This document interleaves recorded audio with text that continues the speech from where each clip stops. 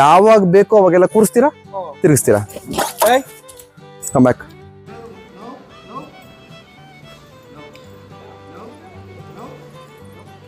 Just ಈ least beauty ಏನು ಅಂತಂದ್ರೆ ನೋಡಿ, 2 ಬೆರಳು.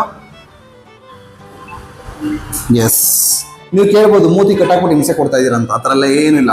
ಅವ್ನು ಆರಾಮಾಗಿ ವಾಕ್ ಮಾಡಿದ್ರೆ ಬಾಯಿ ಎಷ್ಟು ಓಪನ್ ಮಾಡೋದು ತೋರಿಸ್ಕೊಟ್ಬಿಡ್ತೀನಿ. ಇಷ್ಟು ಬೇಕಾದ್ರೆ ಓಪನ್ ಮಾಡ್ಬೋದು. ಅವನು ಈ ತರ ಆರಾಮಾಗಿದ್ರೆ ಅದೇ ಪೆಟ್ಟಿಗೆ ಅರ್ಥ ಆಗ್ಬೇಕಾಗಿರೋದು. ಪೆಟ್ಟು ಫಿಕ್ಸೇಷನ್ ಹೋಗೋ ಚಾನ್ಸಸ್ ತುಂಬಾ ಕಮ್ಮಿ. ಫಿಕ್ಸೇಷನ್ ಅಂದ್ರೆ ಏನು ಅಂತಂದ್ರೆ, ಯಾವುದೋ ಒಂದು ಆಬ್ಜೆಕ್ಟ್ನೋ ಅಥವಾ ಒಂದು ನಾಯಿನೋ ಅಥವಾ ಒಂದು ಪಕ್ಷಿನೋ ಒಂದು ಹಸುನೋ ಏನೋ ಒಂದು ನೋಡ್ಕೊಂಡು ಇಟ್ಕೊಳ್ಳಿ.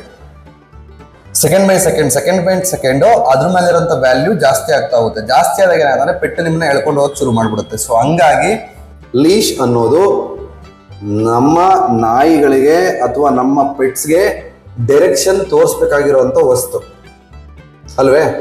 ಡೈರೆಕ್ಷನ್ ತೋರಿಸ್ಬೇಕಾಗಿರೋ ವಸ್ತು ಹೋಗಿ ಏನಾಗಿದೆ, ಇವಾಗ ನಿಮ್ಗೆ ಅದನ್ನ ಕಂಟ್ರೋಲ್ ಮಾಡಕ್ಕೆ ಅಂತ ಉಪಯೋಗಿಸುವಂತ ವಸ್ತು ಆಗಿದೆ.